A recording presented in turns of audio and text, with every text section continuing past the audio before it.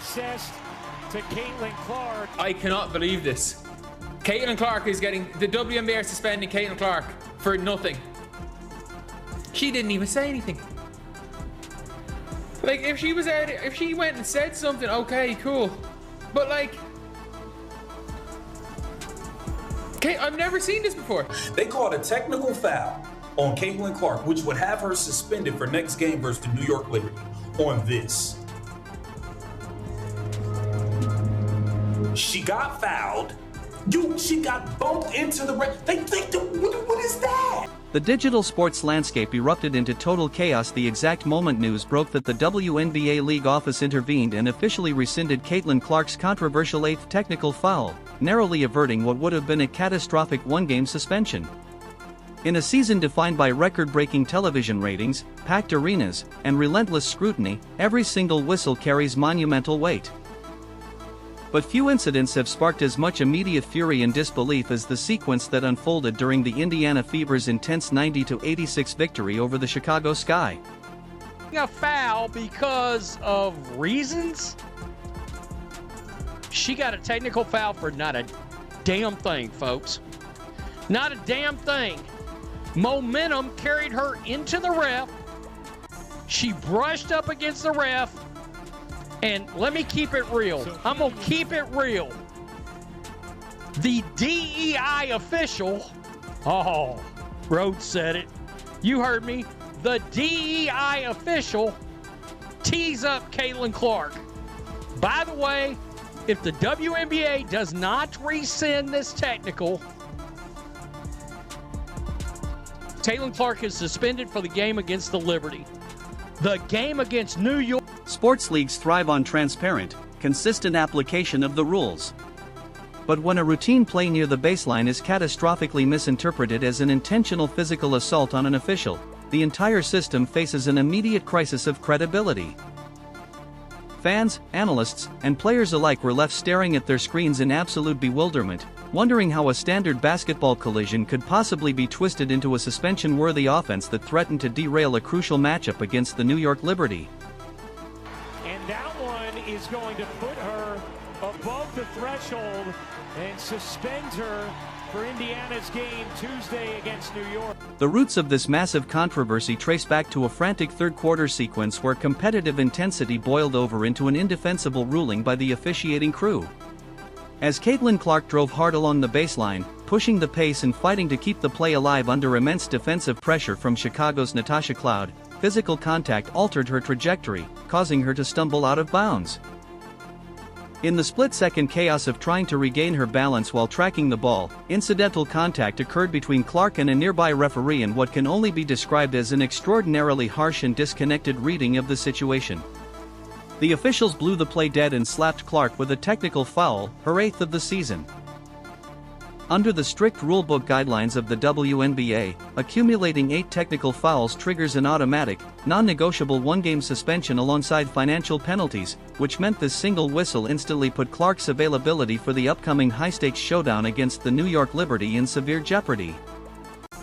The absurdity of the call was not lost on anyone inside the arena or watching from home, as slow-motion replays clearly demonstrated that Clark was fighting off a hip bump from an opponent while completely off balance, making any notion of intentional contact an absolute fantasy. To the basket. She's driving to the basket. One dribble, gets fouled by Tash Cloud, like leg-to-leg contact, gets fouled by Cloud, gets fouled again by Cloud, then gets kneed by Cloud, and then trips over, and then follows through into the referee, and then walks back, and then gets teed up. She got teed up for tripping and falling into the referee. The immediate aftermath on the court showcased the sheer frustration of the Indiana Fever organization as head coach Stephanie White rushed to challenge the absurdity of the explanation provided by the officiating crew. When crew chief Matt Forsberg and the referee squad attempted to justify the technical foul by claiming that Clark had intentionally sought out the official and delivered a forearm shiver, the justification only poured gasoline on an already blazing fire. Coach White rightly pointed out the ridiculousness of the accusation, noting that incidental contact happens constantly in the high-speed, high-impact environment of professional basketball when players are flying out of control to make plays. The frustration boiled over to the point where White herself was assessed a technical foul simply for voicing what every single person watching the broadcast was thinking. Ref who probably should be collecting trash on Tuesdays and Thursdays or whichever day your trash men pick up your trash from your curb. First of all, if you would have called the first foul or the second foul, because she got bumped twice on that drive, which sent her into the baseline, which forced her to run into you, if you would have called one of the first two fouls, she would have never ran into you. She got fouled twice and pushed into you. If you would have called one of the fouls, this wouldn't have been an issue. But because you are so piss poor at your job, you don't call anything. Now you're forced to, now you're talking, oh, she ran into me with her forearm. It was... Post-game interviews captured a remarkably calm and confident Caitlin Clark, who noted that she had already reviewed the tape and trusted that common sense would prevail once the league office had an opportunity to review the footage without the heat of the live game clouding their judgment. Clark's visible composure and reassurance that the situation was already being addressed behind the scenes hinted that a swift correction was already in motion long before official word was publicly released. They gave you the tech for bumping the official? Is that what the description that was given to you was? Well, either of you was? For me. Yeah, she intentionally seeked out the official. You were backwards to them? Did you even know they were there in that moment? And through the forum. That's it. Did you know they were there right behind No. you? Did they give you a different explanation of any kind?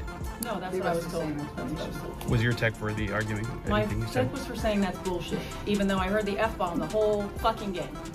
My tech was for saying that's bullshit. Like that's a bad call.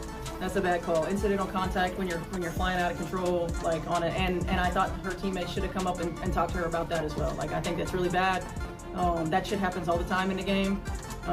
Officials have to have some awareness in those moments, and it didn't happen. I presume you plan to appeal that one? Yes. The rapid reversal by the WNBA League office announcing the rescission of the technical foul less than 2 hours after the final buzzer brought an immense wave of relief to fans and delivered a massive victory for common sense. Had the league allowed the erroneous call to stand, it would have set a dangerous precedent, rewarding poor officiating execution and penalizing a superstar player for a standard, unpreventable basketball collision. The decision ensured that the integrity of the league's competitive landscape remained intact, keeping one of its biggest draws on the floor for a pivotal clash against a direct challenger in the standings. She was guarding, she said she was locking me up, so I said scoreboard, and the ref didn't like that, but, I mean, it was in third. How do you balance that when you know one more is a suspension? And I mean, I'm never going to back down, and, I think it was the same thing with the way Kelsey was in the first half too. She got one in the eye. She's never going to back down from a moment. And I think just continue to try to control your emotions the best you can. And that intensity and that fire is what makes me me. But also knowing my team needs me and finding a good balance of that. But I don't think I'm going to be playing with that in the back of my head. I think that might hinder my play a little bit. So I think just continue to be myself and then just try to refocus to focusing on my teammates and how. Yet, even though the crisis was averted, the incident opened up a much larger necessary conversation regarding the overall state of officiating standards across the WNBA.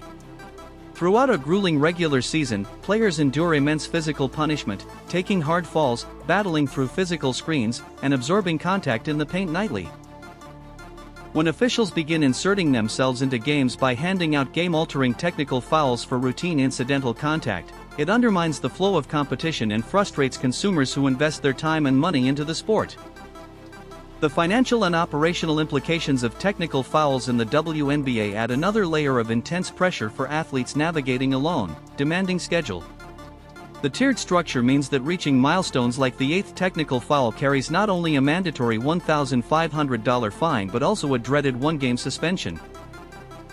With subsequent technicals triggering even harsher penalties and repeated sits because the threshold is so unforgiving, every single technical foul becomes a high-stakes legal battle for teams trying to protect their playoff seeding and roster stability.